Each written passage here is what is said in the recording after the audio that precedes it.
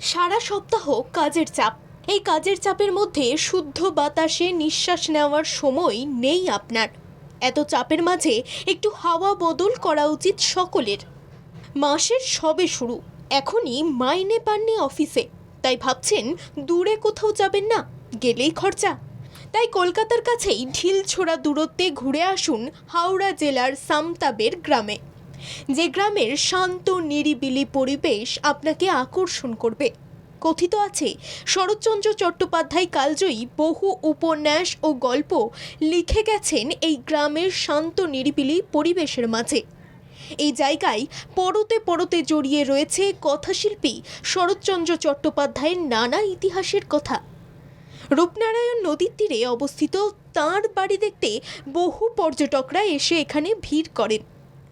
এই বাড়িতেই জীবনের শেষ 12 বছর কাটিয়েছিলেন কথাশিল্পী শরৎচন্দ্র চট্টোপাধ্যায়। কলকাতা থেকে মাত্র 60 কিলোমিটার দূরেই রয়েছে দেউলটি। দেউলটি স্টেশনে নেমে সেখান থেকে যেতে হবে সামতাবের। এই গ্রামে যাওয়ার পথে আপনার চোখে পড়বে পরপর গোলাবাড়ি, একেবারে গ্রাম্য পরিবেশ।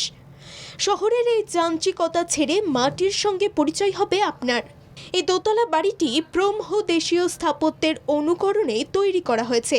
এখানে আসলে দেখতে পাবেন নতুন করে গড়ে উঠেছে একটি জাদুঘরও।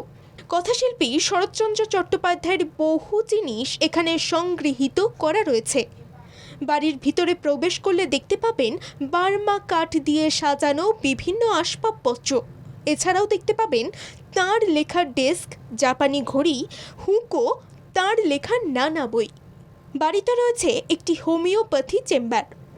এখানে যেতে গেলে আপনাকে সকাল 10টা থেকে 5টার মধ্যে যেতে হবে। এই বাড়ি থেকে কিছু দূরেই শ্রীরাধা এবং মদন গোপালের মন্দির অবস্থিত। মন্দিরের গায়ে নিখুঁত টেরাকোটার কাজ, যা দেখে আপনি অবাক হবেন। ভাবছেন কিভাবে যাবেন? হাওড়া থেকে ট্রেনে করে আপনাকে প্রথমে পৌঁছে যেতে হবে দেউলটি স্টেশন। সেখান থেকে নেমে 5 থেকে 10 মিনিটের হাঁটা পথ।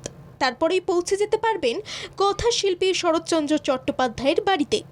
এখানে থাকার জন্য রয়েছে একটি রিসর্টও, তাই রাত্রি যাপনের ক্ষেত্রেও কোনো অসুবিধে হবে না আপনার।